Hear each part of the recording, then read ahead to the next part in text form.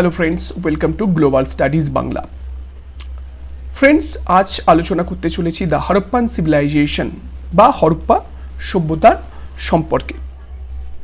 দেখুন, 20 শতকের সূচনায় আমরা কি জানি, সিন্ধু নদের অববাহিকা অঞ্চলে খনন কার্য চালিয়ে আর্য পূর্ববর্তী যে একটা উন্নত সভ্যতা আবিষ্কৃত হয়েছিল, এবং এর ফলে আমরা কি দেখেছিলাম যে এটা প্রমাণিত হয়েছিল যে যীশুখ্রিস্টের জন্মে অর্থাৎ খ্রিস্টের জন্মের প্রায় 3000 বছর আগে ভারতে একটা উন্নত নগর সভ্যতার যে সূচনা হয়েছিল বা এই সময় একটা নগর সভ্যতা গড়ে উঠেছিল, সেই ঐতিহাসিক সত্য কিন্তু প্রমাণিত হয়। এখন এই যে হরপ্পা সভ্যতা বা হরপ্পান সিভিলাইজেশন যেটাকে আমরা বলি, এই সভ্যতা ছিল মিশর, সুমের, ব্যাবিলন বা আক্কাদের মতো সমসাময়িক যে সমস্ত সভ্যতাগুলো ছিল, যেগুলো খুব প্রাচীন একটা উন্নত সভ্যতা ছিল, সেই সমস্ত সভ্যতার সমসাময়িক। এখন দেখো, আজকে আমরা যেটা আলোচনা করব হরপ্পা সভ্যতার টোটাল হিস্ট্রি কিন্তু আমরা আজকের আলোচনা করব। তো সঙ্গে থাকো বন্ধুরা, পুরো ভিডিওটা দেখো। তো দেখো, হরপ্পা সিভিলাইজেশন বা হরপ্পা সভ্যতার এই আবিষ্কার কে করেছিলেন? দেখো, হরপ্পা সভ্যতার আবিষ্কারক ছিলেন কে? 1921 সালে আমরা কি দেখলাম? দয়ারাম সাহানি পাঞ্জাবের মন্টোগোমারি জেলার ইরাবতী বা রাবি নদীর তীরে একটা উন্নত নগর সভ্যতার সন্ধান পেয়েছিলেন। কে? দয়ারাম সাহানি, 1921 সালে। ঠিক এর পরের বছর আমরা কি দেখেছিলাম? 1922 সালে রাখালদাস বন্দ্যোপাধ্যায়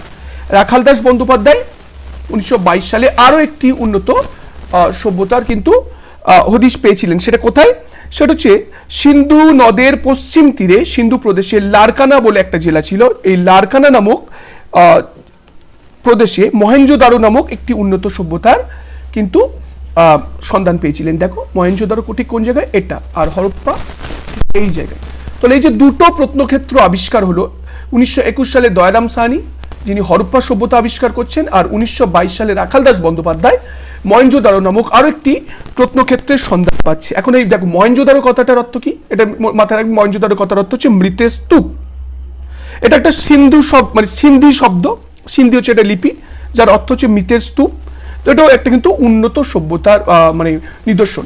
তো হরপ্পা সভ্যতার বহু প্রত্নক্ষেত্র, তার মধ্যে দুটো ইম্পর্টেন্ট প্রত্নক্ষেত্র, যেটা হরপ্পা এবং আরেকটা হচ্ছে মহেঞ্জোদারো। এই হরপ্পা কে আবিষ্কার করেছিলেন 1921 সালে দয়ারাম সাহানি, আর মহেঞ্জোদারো আবিষ্কার করেছিলেন রাখালদাস বন্দ্যোপাধ্যায়, মাথায় রাখবে। এখন এই যে হরপ্পা সভ্যতার সময়কাল নিয়ে কিন্তু ঐতিহাসিকদের মধ্যে বহু বিতর্ক রয়েছে। কেউ বলছেন 3000 খ্রিস্টপূর্বাব্দের আগেও হরপ্পা সভ্যতার আমরা বিভিন্ন স্তর পেয়েছি। মোটামুটি 3000 থেকে 1750 বা 1700 আর্যদের আগমনের পূর্ব পর্যন্ত এই সভ্যতা মোটামুটি বিস্তৃত ছিল বা ব্যাপ্তিকাল ছিল।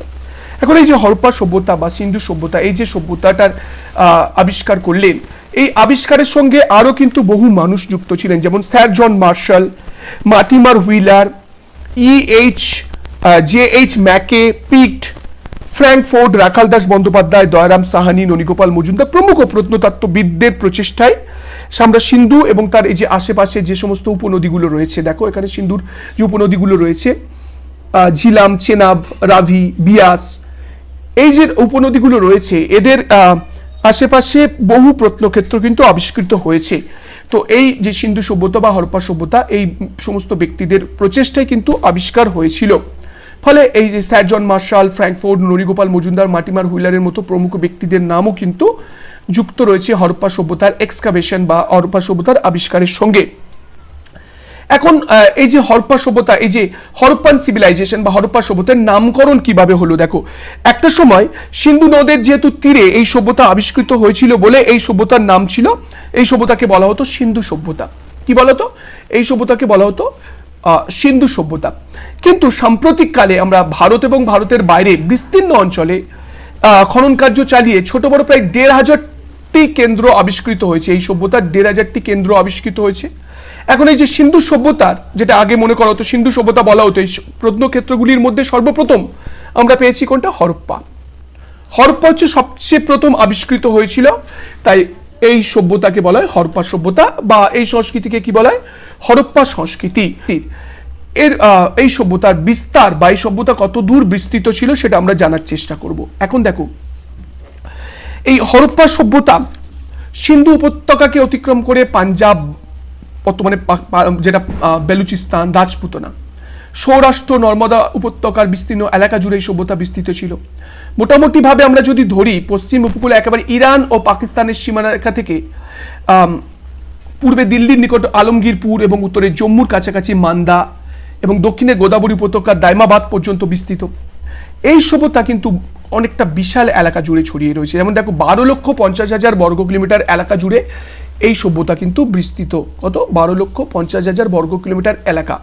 আয়তনের দিক থেকে মোটামুটি আমরা যদি ধরি, প্রাচীন যে মিশরীয় সভ্যতা, প্রাচীন মিশরের প্রায় 20 গুণ। আর এই হরপ্পা এবং মহেঞ্জোদারো, এই যে দুটো শহর, এদের দুজনের মধ্যে দূরত্ব 483 কিলোমিটার। এখন যদি আমি ম্যাপে দেখার চেষ্টা করি, তো দেখো এখানে ম্যাপে যদি আমরা দেখি, তো হরপ্পা সভ্যতা কত বড় এলাকা নিয়ে কিন্তু বিস্তৃত। দেখো এই পুরো এলাকা হচ্ছে হরপ্পান সিভিলাইজেশনস। এবং এখানে দেখো, এটা যদি আমরা এই সিন্ধুর উপনদীগুলো দেখো, মোটামুটি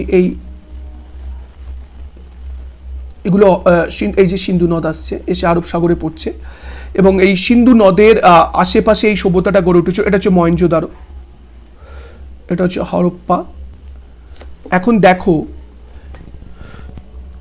এইদিকে যদি আমরা দেখি, এই যে নিদর্শনগুলো রয়েছে, আলমগীরপুর, এটা হচ্ছে গুজরাটে যে এগুলো রয়েছে, দেখো আমাদের প্রত্নক্ষেত্র লোথাল, রংপুর, সুরকোটাডা, ধোলাভিরা। একটু গুজরাটের ওপরে দেখো রাজস্থানে চানুদারো, কোটডিজি, একটু উত্তরপ্রদেশে কালীবঙ্গান আছে, আলমগীরপুর, কালীবঙ্গান, রোপার, এছাড়া রয়েছে নওয়ালি। আর পাকিস্তানের যদি আমি দেখি, দেখো বর্তমানে যেটা পাকিস্তানের মধ্যে পড়ছে, সুট কঞ্জিয়াদোর, এটা রয়েছে। তো এদিকে তোমার যদি আমরা দেখি, এদিকে আমাদের দেখো আফগানিস্তান, পাকিস্তান, এদিকে এই পোর্শনটা ইরান। তো যদি দেখো ইরান, এটা হচ্ছে আফগানিস্তান, উল্টো দিকে তুর্কমেনিস্তান, উজবেকিস্তান, এদের পুরো বর্ডার লাগোয়া, দেখো সীমানা লাগোয়া কিন্তু আমাদের এত বড় এই সভ্যতাটা কিন্তু আমাদের পুরো এই যে এরিয়া পুরো কভার করছে। এত বড় একটা বিস্তীর্ণ এরিয়া জুড়ে আমাদের এই হরপ্পা সভ্যতা কিন্তু বিস্তৃত ছিল। এখন মেন যেটা ব্যাপার হলো, দেখো হরপ্পা সভ্যতার বৈশিষ্ট্য, ফিচার্স অফ হরপ্পান সিভিলাইজেশন আমরা আলোচনা করব। এত বড় একটা সভ্যতার এর কোন বৈশিষ্ট্যগুলো এই সভ্যতাকে অন্য সভ্যতা থেকে আলাদা করছে? প্রথমত দেখো, 1 নম্বর যেটা আমরা যেটা বলবো, সেটা হচ্ছে প্রাগৈতিহাসিক যুগের সভ্যতা। প্রাগৈতিহাসিক যুগের সভ্যতা বলতে দেখো, হরপ্পা বা সিন্ধু সভ্যতার একটা নগর ভিত্তিক সভ্যতা ছিল, উন্নত সভ্যতা ছিল, কিন্তু এই সভ্যতার একটা প্রাগৈতিহাসিক যুগের সভ্যতা ছিল। কেন প্রাগৈতিহাসিক যুগ বলা হচ্ছে? কারণ দেখো, হরপ্পা সভ্যতায় যে সমস্ত লিপি বা লিপি পাওয়া গেছে, শিলমোহর পাওয়া গেছে, সেগুলো এখনো পর্যন্ত ঐতিহাসিকরা কিন্তু এই যে ভাষা পাঠোদ্ধার করে উঠতে পারেনি। ফলে এই সভ্যতাকে প্রাগ ঐতিহাসিক যুগের সভ্যতা বলা হয়। নেক্সট বৈশিষ্ট্য দেখো, এটা হচ্ছে তাম্রপ্রস্তর যুগের সভ্যতা। এই সময় মানুষ কিন্তু লোহার ব্যবহার জানতো না, এবং এই সময় পাথরের ব্যবহার কিন্তু আস্তে আস্তে কমে আসতে থাকে, এবং ব্রোঞ্জ এবং তামার ব্যবহার আমরা বৃদ্ধি পাই দেখি। পাথরের হাতিয়ার এবং সরঞ্জামের পাশাপাশি এখানে ব্রোঞ্জ এবং তামার ব্যবহারও এই সময় কিন্তু চলছিল, মানে চলতে থাকে। তাই এই সভ্যতাকে আমরা কি বলি? তাম্রপ্রস্তর যুগের সভ্যতা। প্রাচীনকালে যে সমস্ত সভ্যতা গড়ে উঠেছিল, বেশিরভাগ কিন্তু নদীকে কেন্দ্র করে গড়ে উঠেছিল। এখন নদীর ধারে সভ্যতা গড়ে ওঠার অনেক সুবিধা হতো। আমরা যদি সমসাময়িক বিভিন্ন সভ্যতাগুলো দেখি, সেই সভ্যতাগুলো কিন্তু কোনো না কোনো নদীর ধারে কিন্তু গড়ে উঠেছে। যেমন আমরা টাইগ্রিস এবং ইউফ্রেটিস নদীকে কেন্দ্র করে মেসোপটেমীয় সভ্যতা গড়ে উঠেছিল, নীলনদকে কেন্দ্র করে মিশরীয় সভ্যতা, হুয়াংহো এবং ইয়াংসিকিয়াং নদীকে কেন্দ্র করে চীনের সভ্যতা বা চাইনিজ সিভিলাইজেশন, এবং নীলনদকে কেন্দ্র করে তোমার মেসোপটেমিয়া বা মিশরীয় সভ্যতা গড়ে উঠেছিল। আর আমাদের সিন্ধু নদকে কেন্দ্র করে, সিন্ধু এবং তার বিভিন্ন উপনদীকে কেন্দ্র করে এই হরপ্পান সিভিলাইজেশন মূলত গড়ে উঠেছিল। দেখো, হরপ্পা সভ্যতার যে বৈশিষ্ট্য, হরপ্পা সভ্যতাকে অন্যান্য সভ্যতা থেকে আলাদা করে, সেটা হচ্ছে তার নগর পরিকল্পনা। হরপ্পা সভ্যতা কিন্তু একটা নগর কেন্দ্রিক সভ্যতা ছিল। এখানে প্রায় 1,500টি কেন্দ্র আবিষ্কৃত হয়েছে, এবং যে নগরগুলো আবিষ্কৃত হয়েছে সেগুলো কিন্তু অনেক উন্নত ধরনের নগর, ঠিক আছে। আর এই নগরগুলোর মধ্যে সব থেকে উন্নত যেটা ছিল মহেঞ্জোদারো, হরপ্পা, চানুদারো, কালীবঙ্গান, মানুবালি, সুরকোটারা, রোজদি, লোথাল, এগুলো হচ্ছে উল্লেখযোগ্য হরপ্পার নগর, উল্লেখযোগ্য নগর। এখন এই হরপ্পার যদি আমরা নগর পরিকল্পনাকে আলোচনা করি, তাহলে দেখো হরপ্পার যেটা গুরুত্বপূর্ণ নগর ছিল মহেঞ্জোদারো। এখন এই মহেঞ্জোদারো শহরটি পশ্চিম দিকে 40 ফুট উঁচু একটি বিশাল ঢিবির মতো একটি দুর্গ আমরা দেখতে পেয়েছিলাম। এখন এই 40 ফুট উঁচু এই যে দুর্গ অঞ্চল, এটাকে বলে সিটাডেল। আচ্ছা, সিটাডেল মাথায় রাখবে, সিটাডেল হচ্ছে শাসকদের বসবাসের জায়গা। এটা হচ্ছে একটা কিন্তু উঁচু জায়গা, কেবলমাত্র মহেঞ্জোদারো বা হরপ্পা নয়, ছোট বড় বহু নগরের কিন্তু এখানে নগর ছিল এবং এখানে বহু বাড়িঘর আবিষ্কৃত হয়েছে। এখন এই যে উঁচু যে বসতির কথা বলছি, যেটা মানে মহেঞ্জোদারোর থেকে প্রায় পশ্চিম দিকে 40 ফুট উঁচু, এই সিটাডেল এরিয়াতে মূলত শাসকরা বসবাস করত। ঠিক আছে, এখন এই দুর্গ অঞ্চলে সর্বসাধারণের ব্যবহার উপযোগী কি কি পাওয়া গেছে দেখো। ব্যবহার উপযোগী একটি বিরাট স্নানাগার মহেঞ্জোদারোতে আবিষ্কার হয়েছে, যেটার দৈর্ঘ্য 180 ইন্টু 108 ফুট। কত? 180 ইন্টু 108 ফুট। এখন দেখো এই জলাধারটাকে, যেটা স্নানাগার বা জলাধার, এটা কিন্তু পাথর দিয়ে বাঁধানো, মানে ইট দিয়ে বাঁধানো ছিল। এবং অনেকে বলছেন এটা হচ্ছে ধর্মীয় উদ্দেশ্যে বানানো হয়েছিল, আবার অনেকে বলছেন যে এখানে কিন্তু পতিতাদের বসস্থান ছিল। তাছাড়া আর কি পাওয়া গেছে দেখো, এই যে নগর পরিকল্পনা, একটা কেন্দ্রীয় শস্যাগার পাওয়া গেছে মহেঞ্জোদারোতে, যার আয়তন 200 ফুট ইন্টু 150 ফুট। কত? 200 ইন্টু 150 ফুট। এখন এই শস্যাগার সংলগ্ন, যেটা এই শস্যাগার, এটাকে কেন্দ্রীয় শস্যাগারও বলছেন। ব্যাসাম এটাকে রাষ্ট্রীয় ব্যাংকের সঙ্গে তুলনা করছেন। আসলে হরপ্পা সভ্যতার যারা সাধারণ মানুষ ছিল, এরা কি করতো, ফসল জমিয়ে রাখতো, ধানের গলা বা এই যে শস্যাগারে শস্য জমা করে রাখতো বা মজুত করে রাখতো, এমার্জেন্সি পারপাস এটা কিন্তু ব্যবহার করতো। ঠিক আছে, বাই চান্স ধরুন বন্যা হলো বা কিছু হলো, তখন চাষাবাদ বন্ধ হয়ে গেল, তখন এই এখান থেকে কিন্তু তারা তাদের কাজ চালাতো। এছাড়া আমরা কি দেখো, কেন্দ্রীয় শস্যাগার যেটা পাওয়া গেছে, সেটা কোথায় পাওয়া গেছে মাথায় রাখবে, মহেঞ্জোদারোতে পাওয়া গেছে, যেটার হচ্ছে দৈর্ঘ্য 200 ফুট ইন্টু 150 ফুট আমি বলেছি। এছাড়া দুর্গ অঞ্চলের উঁচু ঢিবির পূর্ব দিকে নিচু জমিতে মূল যে মহেঞ্জোদারো শহরটা গড়ে উঠেছে কিন্তু উঁচু ঢিবির পূর্ব দিকে, মাথায় রাখবে। এখানকার রাস্তাঘাটগুলো কিন্তু খুব চওড়া ছিল, 9 থেকে 34 ফুট পর্যন্ত এই রাস্তাগুলো কিন্তু চওড়া ছিল, 9 থেকে 34 ফুট চওড়া। এবং প্রত্যেকটা রাস্তা সোজা গিয়ে কিন্তু বেশিরভাগ রাস্তাগুলো কিন্তু সোজি গিয়েছে। প্রত্যেক বাড়িতে প্রশস্ত উঠান ছিল, স্নানাগার ছিল। ঠিক আছে, এছাড়া কুয়ো এবং নর্দমার ব্যবস্থাও ছিল। অনেক বাড়িতে আবার শোকপিট ছিল, যাতে শোকপিট কি করতো, বাড়ির নোংরা জল নর্দমা দিয়ে এসে রাস্তাতে ঢাকা যে ম্যান হোল বা বাঁধানো নর্মদায় পড়তো, এবং এই নর্দমাগুলি পরিষ্কারের জন্য ইট দিয়ে মানে ঢাকা ম্যান হোলেরও ব্যবস্থা কিন্তু ছিল। এখন দেখো এই যে এত সুন্দর ড্রেনেজ সিস্টেম, এটা কিন্তু প্রাচীন রোমান সভ্যতাতে আমরা দেখেছিলাম। এখন রোমান সভ্যতার পূর্বে অপর কোনো প্রাচীন সভ্যতায় এত সুন্দর নগর পরিকল্পনা, রাস্তাঘাট, পাকা ইটের তৈরি বাড়িঘর, পাকা ইটের তৈরি রাস্তাঘাট, 9 থেকে 34 ফুট চওড়া রাস্তাঘাট, এটা কিন্তু আমরা আর কোথাও দেখিনি। ঠিক আছে, তো এই সভ্যতা কিন্তু যথেষ্ট উন্নত একটা সভ্যতা ছিল আমরা বলতে পারি। তো এখানকার পয়ঃ প্রণালী ব্যবস্থা ছিল কিন্তু খুবই উন্নত।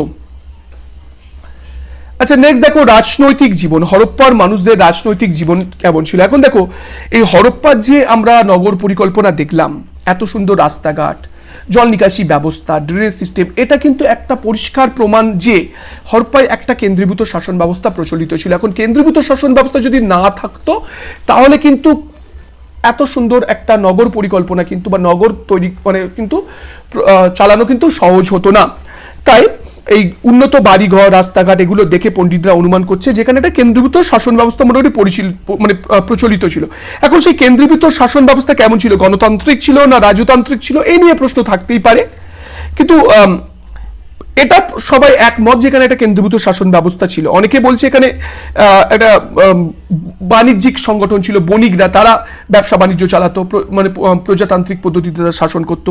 আবার স্যার মার্টিমার হুইলারের মতো বেশ কিছু ঐতিহাসিক রয়েছে যারা সিন্ধু অঞ্চলে একটা সাম্রাজ্য বা একটি ধর্মাশয়ী শাসন ব্যবস্থার কথা বলছেন যে এখানে একজন পুরোহিত রাজা, প্রিস্ট কিং ছিল এবং তিনি তার দৈব অধিকারের বলে নাকি এখানে শাসন করতেন। তো সেটা তো আলোচনা সাপেক্ষ বিষয়, কিন্তু মোটামুটি একটা কেন্দ্রীয় শাসন ব্যবস্থা এখানে ছিল যারা কিনা এই প্রশাসনিক রাজনৈতিক সমস্ত ব্যবস্থাকে নিয়ন্ত্রণ করত। নেক্সট দেখো হরপ্পার সামাজিক জীবন। দেখো হরপ্পা সমাজে শ্রেণীবিভক্ত সমাজ ছিল, সেটা হচ্ছে হরপ্পা সভ্যতার একটা বৈশিষ্ট্য। শ্রেণীবিভক্ত সমাজ কেন ছিল?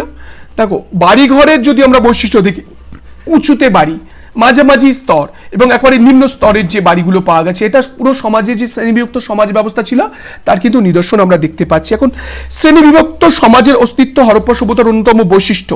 শহরের ঘর বাড়িগুলো দেখলেই কিন্তু যে সেটা বোঝা যায়। মূলত সমাজে তিনটে শ্রেণী ছিল। কি কি? শাসক সম্প্রদায় ছিল, যারা উঁচু সিটাডেলে বাস করতো, ধনী ও ব্যবসায়ী, যারা ব্যবসা বাণিজ্য করে বেড়াতো, দরিদ্র, শ্রমিক এবং কারিগরেরাও কিন্তু এখানে ছিল। কিভাবে আমরা বলছি দেখো, দুর্গ অঞ্চলে শাসকদের বাসগৃহ, শহরের দ্বিতল ত্রিতল যে গৃহগুলিতে বাস করতো ধনীরা, মধ্যবিত্ত বণিক সম্প্রদায়। আর ছোট ছোট যে খুবড়ি জাতীয় ঘরগুলো পাওয়া গেছে, এগুলো মোটামুটি শ্রমজীবী দরিদ্র মানুষদের বাসস্থান বলে পণ্ডিতরা মনে করেন। শহরগুলিতে যে কৃতদাস ব্যবস্থা প্রচলিত ছিল সে কথা কিন্তু অস্বীকার করা যায় না।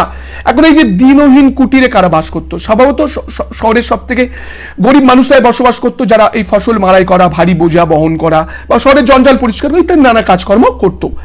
মহেঞ্জোদারো এবং হরপ্পা উভয় শহরে উত্তর পূর্ব কোণ, কোথায় দেখো মাথায় রাখবে, উত্তর পূর্ব কোণ এবং দুর্গাকার এবং শস্যাগারের কাছাকাছি স্থানে এই খুবড়ি জাতীয় ঘরগুলোর অস্তিত্ব আমরা দেখতে পেয়েছি। ঠিক আছে, এখন অধ্যাপক ব্যাসাম কি বলছেন যে হরপ্পা সভ্যতায় মধ্যবিত্ত শ্রেণীর মানুষের সংখ্যাই সব থেকে বেশি ছিল। দেখো, উচ্চবিত্ত শ্রেণীর মানুষের সংখ্যা কিন্তু কম ছিল, যাদের বাসস্থান শহরের উঁচু এলাকাতেই থাকতো, যারা শাসক বলে পরিচিত ছিল। কিন্তু হরপ্পার বেশিরভাগ মানুষ কিন্তু কোন শ্রেণী থেকে বিলং করতো, সেটা মধ্যবিত্ত শ্রেণী থেকেই বিলং করতো। তো এটা হচ্ছে সামাজিক জীবন। নেক্সট দেখো অর্থনৈতিক জীবন। এখন দেখো, উন্নত কৃষি অর্থনীতি ছাড়া এত সুন্দর নগর পরিকল্পনা বা এত সুন্দর নগর বা এত উন্নত একটা জীবনযাপন কিন্তু গড়ে তোলা যেত না। এখন এই হরপ্পার আর্থিক সমৃদ্ধিতে সন্নিহিত যে গ্রাম অঞ্চল ছিল সেখানে উন্নত কৃষি অর্থনীতি কিন্তু একটা বড় ভূমিকা ছিল।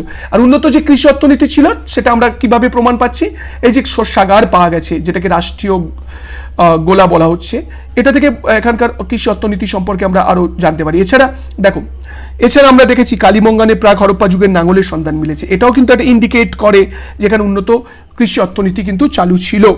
আর সিন্ধু নদের যে উপনদীগুলো ছিল তাদের যে উর্বর জমি, এখানকার অর্থনীতিতে কিন্তু কৃষি অর্থনীতিকে আরো সমৃদ্ধশালী করে তুলেছিল। শুধু কৃষি অর্থনীতি নয়, এখানে কিন্তু হরপ্পা সভ্যতার নানা ধরনের শিল্পও কিন্তু গড়ে উঠেছিল। এইসব শিল্পগুলির মধ্যে আমরা কি দেখি, বস্ত্রবয়ন শিল্প, প্রস্তর শিল্প, ধাতু শিল্প, মৃৎশিল্প, গজতন্ত্র শিল্প, হাতির যে দাঁত, এগুলো দিয়ে কিন্তু তখনকার দিনে বিভিন্ন ধরনের নকশা তৈরি করা হতো বা বিভিন্ন কাজে লাগানো হতো, হাতিয়ার তৈরি করা হতো। কাঠের কাজ, চীনামাটির কাজ, ইট শিল্প, অলংকার শিল্প, চুনা পাথরের কাজ বিশেষ উল্লেখযোগ্য ছিল। আর বস্ত্রবয়ন ছিল হরপ্পা সভ্যতার একটি প্রধান শিল্প। এই অঞ্চল থেকে পশ্চিম এশিয়ার বিভিন্ন দেশে সুতি বস্ত্র রপ্তানি করা হতো, ফলে প্রস্তর শিল্পেরও কিন্তু এখানে যথেষ্ট উন্নতি হয়েছিল। নানান ধরনের আমরা পাথরের হাতিয়ার বা বিভিন্ন নানান মূর্তি এখানে পাওয়া গেছে, যেগুলো থেকে এটা সহজে অনুমান করা হয় যেখানকার কিন্তু শিল্প কিন্তু অনেক উন্নত ছিল। এখন হরপ্পা সভ্যতার শিল্পের পাশাপাশি দেখো ব্যবসা বাণিজ্য কিন্তু হরপ্পা সভ্যতা অনেক উন্নত ছিল। এখন দেখো, হরপ্পার এই যে নগর সংস্কৃতির বিকাশের অন্যতম একটা কারণ ছিল বাণিজ্যিক সমৃদ্ধি। আর হরপ্পার সাথে অন্যান্য জায়গার যে ব্যবসা বাণিজ্য, দূর দূরান্তের যে ব্যবসা বাণিজ্যিক একটা সম্পর্ক ছিল, সেটা কিন্তু বিভিন্ন জায়গায় সুমেরে যে প্রাপ্ত শিল, হরপ্পা বা সিন্ধু এলাকার শিলগুলো আমরা পেয়েছি, সেগুলো থেকে এটা পরিষ্কার যে হরপ্পার সাথে কিন্তু নগরীর সাথে অন্যান্য জায়গার বাণিজ্যিক সম্পর্ক ছিল। তারপরে যে গুজরাটের যে লোথাল কিন্তু এটা তোমার হচ্ছে পুরনো একটা বন্দর, পৃথিবীর মধ্যে সবচেয়ে প্রাচীন বন্দর কিন্তু লোথাল, গুজরাটে যে লোথাল আবিষ্কার হয়েছে, এর থেকে সামুদ্রিক বন্দর এটা প্রমাণ করে যে জলপথে দূর দূরান্তে এদের ব্যবসা বাণিজ্য চলতো। এখন দেখো, শিল্পের প্রয়োজনে এরা বিভিন্ন স্থান থেকে কাঁচা মাল আমদানি করতো, যেমন হিমালয় থেকে দেবদারু গাছ কাঠ, কর্ণাটক থেকে সোনা, রাজপুতনা থেকে তামা, সীসা, এবং দক্ষিণ ভারত থেকে সীসা, রাজপুতনা, গুজরাট থেকে আমদানি করতো। এছাড়া কাথিয়ার বাদ থেকে শাঁখ আসতো, শাঁখের তখন কিন্তু বহু জিনিসপত্র তৈরি করতো। এবং ভারতের বাইরে থেকেও কিন্তু বালুচিস্তান যেটা আছে, আফগানিস্তান, ইরান থেকেও আমদানি করা হতো সোনা, রূপা, সীসা, টিন এবং দামি পাথর। এখন সিন্ধু উপত্যকা থেকে রপ্তানি করা তুলা, সুতি বস্ত্র, তামা, হাতির দাঁত এবং হাতির দাঁতের তৈরি নানান জিনিসপত্র, এগুলো কিন্তু রপ্তানি হতো। সুতি বস্ত্র, তুলো ছিল রপ্তানি বাণিজ্যের প্রধান উপকরণ। দেখো, সুতি বস্ত্র এখান থেকে বিভিন্ন দেশে যেত। এখন দেখো, ঐতিহাসিকরা মনে করছেন যে ইরান, পশ্চিম এশিয়া ও মিশরের সঙ্গে হরপ্পা সভ্যতার বাণিজ্যিক এবং সাংস্কৃতিক একটা যোগাযোগ গড়ে উঠেছিল। তাছাড়া দেখো, আমরা আক্কাদের একটি লিপিতে দেখেছি যে সেখানে বণিকরা দিলমুন, মাগান, মেলুয়া প্রভৃতি অঞ্চলে বাণিজ্য করতে যেত। এখন বাহারিন ও কুয়েত অঞ্চলকে দিলমুন বলে মনে করা হচ্ছে, অনেকে আবার হরপ্পার অন্তর্গত কয়েকটি অঞ্চলকে ওই স্থান বলে মনে করেন, আবার অনেকে মাগান বলতে যে অঞ্চলটা বলা হচ্ছে সেটাকে বালুচিস্তান একটি জায়গা বলে মনে করছে। আর মেলুয়া কথাটা সুমেরের লিপিতেও আমরা পেয়েছি। মেলুয়া বলতে খোদ মহেঞ্জোদারো বা ভারতের পশ্চিম উপকূলের কোন একটা স্থানকে কিন্তু ঐতিহাসিকরা চিহ্নিতকরণ করেছে। এখন লোথাল হচ্ছে বিশ্বের প্রাচীনতম বন্দর বা প্রত্যাশ্রয়, ফলে স্থলপথ জলপথ উভয় মাধ্যমে ব্যবসা বাণিজ্য চলতো। কিন্তু একটা কথা মনে রাখার বিষয় যে তখন কিন্তু তোমার যে মুদ্রার প্রচলন না হওয়ার ফলে বিনিময় প্রথার মাধ্যমে কিন্তু ব্যবসা বাণিজ্য চলতো। আর ইন্দো সুমেরীয় সভ্যতার সঙ্গে এই সভ্যতার এত সম্পর্ক ছিল যেটাকে অনেক সময় ইন্দো সুমেরীয় সভ্যতাও বলা হয়। বিশেষ করে পশ্চিম এশিয়ার আক্কাদ নামক স্থানে ভারতীয় বণিকদের উপনিবেশের সন্ধান পাওয়া গেছে। আর সিন্ধু সভ্যতার বেশ কিছু শিলমোহরে সুমেরে পাওয়া গেছে। প্রাচীন সুমেরীয় দলিলপত্রে মেলুয়া নামক একটি স্থানের উল্লেখ আছে, যেটা থেকে মনে করা হচ্ছে যে হরপ্পা সভ্যতা সঙ্গে কিন্তু অন্যান্য বিশ্বের অন্যান্য সমসাময়িক সভ্যতার কিন্তু একটা সুসম্পর্ক ছিল। নেক্সট দেখো, হরপ্পা সভ্যতার ধর্মীয় জীবন, মানুষের ধর্মীয় জীবন কেমন ছিল। দেখো হরপ্পা সভ্যতায় মন্দিরের অস্তিত্ব কিন্তু পাওয়া যায়নি। কয়েকটি ছোট বড় অট্টালিকাকে মন্দির বলে ঐতিহাসিকরা মনে করলেও সেটা কিন্তু সেখানে যে বিগ্রহ প্রতিমূর্তি মানে মূর্তি ছিল এরকম কিন্তু আমরা প্রমাণ পাই না। তাই সিন্ধু সভ্যতায় খনন কার্য ফলে আমরা দেখেছি প্রচুর অর্ধনগ্ন নারী মূর্তি মিলেছে। বিশেষ করে পারস্য, এলাম, মেসোপটেমিয়া, মিশর প্রভৃতি স্থানে এই ধরনের মূর্তি মিলেছে। ফলে মনে করা হচ্ছে যে সর্বোচ্চ ধর্মের একই আদর্শ প্রচলিত ছিল। পণ্ডিতরা এই মূর্তিগুলিকে মাতৃমূর্তি বা ভূমাতৃকা বলেছেন। এমন সিন্ধু উপত্যকায় বেশ কিছু মূর্তিগুলিতে ধোঁয়ার চিহ্ন স্পষ্ট। ফলে মনে করা হচ্ছে ধূপ বা তেল জাতীয় বা সামনে প্রদীপ জ্বালানো হতো, ঠিক আছে, এবং তাদের উদ্দেশ্যে নরবলিও দেওয়া হতো। একটি শিলে নরবলির চিহ্ন স্পষ্ট। ফলে এ দেখে মনে করা হতো যে এখানে মাতৃদেবীর পূজা হতো, পুরুষ দেবতার কোনো চিহ্ন স্ত্রী তা বলা দূর। তবে মোটামুটি পুজো অর্চনা এখানে যে ছিল সেটা আমরা জানতে পারছি। একটি শিলে আবার বাঘ, হাতি, গন্ডার, মোষ, হরিণ এরকম 5টি পশুর দ্বারা পরিবৃত ত্রিমুখ বিশিষ্ট একটা ধ্যানমগ্ন এক যোগী মূর্তি দেখতে পেয়েছি। এখন এই মূর্তিটির মাথায় দুটো শিং আছে। অনেকে বলছে এটা যে শিবের মূর্তি। হিন্দু ধারণায় শিব বলেন ত্রিমুখ বা পশুপতি, তাই অধ্যাপক ব্যাসাম এটাকে আবার আদি শিব বলছেন, ঠিক আছে। এছাড়া দেখো সিন্ধু অধিবাসীদের বৃক্ষ, আগুন, জল, সাপ, বিভিন্ন জীবজন্তু, লিঙ্গ, যোনি পূজা হতো। সম্ভবত সূর্যের উপাসনা এরা করতো। আবার একটি শিলে আমরা তো দেখেছি অর্ধ নর মানে অর্ধ নর অর্ধ বৃষ, মানে অর্ধেক মানুষ অর্ধেক পশু, এরকম একটি বাঘের সঙ্গে লড়াই করতে দেখা যাচ্ছে এরকম একটি মূর্তি কিন্তু আমরা এখানে পেয়েছি। ফলে মূর্তিটি হলো সুমেরের গিলগামেশ নামক বীরের সাহায্যকারী অর্ধ নর বা অর্ধ বৃষ আকৃতি বিশিষ্ট অবনী মূর্তি। ফলে এই সমস্ত দেখে আমরা মোটামুটি একটা ধারণা করতে পারি সিন্ধু সভ্যতা বা হরপ্পা সভ্যতার ধর্মীয় জীবন সম্পর্কে। তবে সিন্ধুবাসীরা যে পরলোকে বিশ্বাস করত, তারা তাদের মৃতদেহকে সমাধিস্থ করত, এটা কিন্তু মানে জানা গেছে। এখন দেখো খনন কার্য চালিয়ে প্রায় 57টা 57টি প্রায় হচ্ছে কবর আবিষ্কৃত হয়েছে। নারী মূর্তি থেকে শুরু করে এদের যে পরলোকে বিশ্বাস, এই সমস্ত দেখে আমরা হরপ্পার ধর্মীয় জীবন সম্পর্কে মোটামুটি একটা আমরা ধারণা করতে পারি। তো এই ছিল হরপ্পা সিভিলাইজেশনস।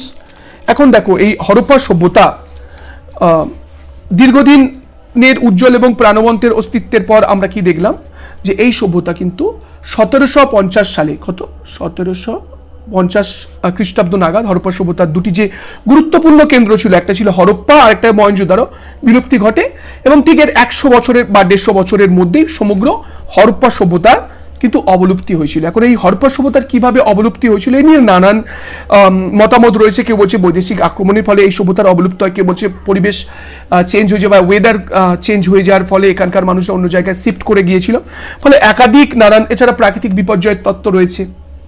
ফলে এই যে হরপ্পা সভ্যতার কিভাবে ধ্বংস হয়েছে এটা বড় ব্যাপার নয়, কিন্তু বড় ব্যাপার এই যে যীশু খ্রিস্টের জন্মের 3000 বছর আগে একটা এত বড় উন্নত নগর সভ্যতা গড়ে উঠেছিল, সেটা কিন্তু কম আশ্চর্যের বিষয় নয়। তো এই ছিল হরপ্পা সভ্যতা সম্পর্কে আমার ভিডিও। তো এই ভিডিওতে আমি চেষ্টা করেছি পুরো হরপ্পা সভ্যতা সম্পর্কে একটা সাময়িক ধারণা দিতে। তো বন্ধুরা আজ এ পর্যন্ত, দেখা হচ্ছে নেক্সট ভিডিওতে। সঙ্গে থাকো গ্লোবাল স্টাডিজ বাংলা। দেখা হচ্ছে পরের ভিডিওতে। ওকে, টেক কেয়ার।